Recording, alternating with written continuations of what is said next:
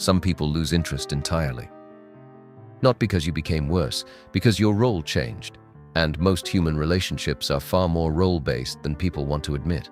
The funny friend, the strong one, the listener, the helper.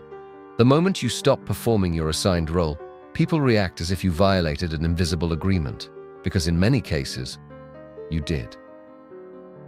The terrifying realization is that very few people actually want complete authenticity. Complete authenticity disrupts social comfort.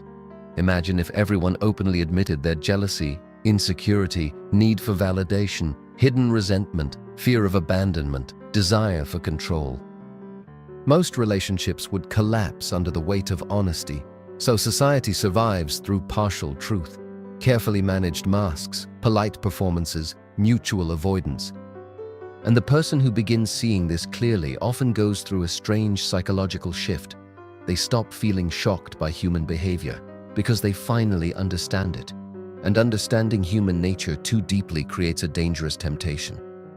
Detachment, not peaceful detachment, cold detachment, the kind where you begin expecting manipulation before kindness, self-interest before loyalty, performance before sincerity. At first it feels intelligent, protective.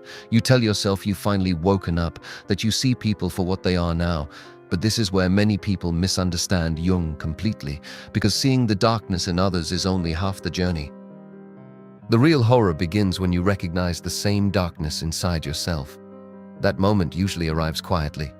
You catch yourself enjoying someone's failure, feeling secretly validated when another person becomes insecure around you, withholding affection to regain control, performing confidence while hiding fear, pretending not to care because caring feels dangerous, and suddenly the image of yourself as different starts collapsing too.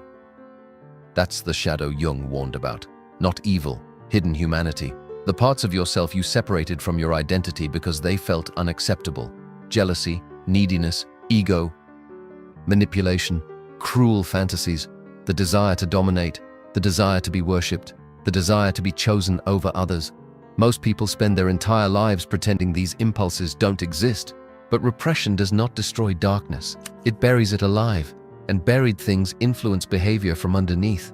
That's why the people who appear morally superior are sometimes the most psychologically dangerous. Their shadow becomes so denied that it leaks out unconsciously through passive aggression, emotional control, judgment, or hidden resentment. The human mind is strange. The more innocent someone desperately needs to appear, the more carefully you should observe them. Because true self-awareness usually creates humility, not perfection. A person who has confronted their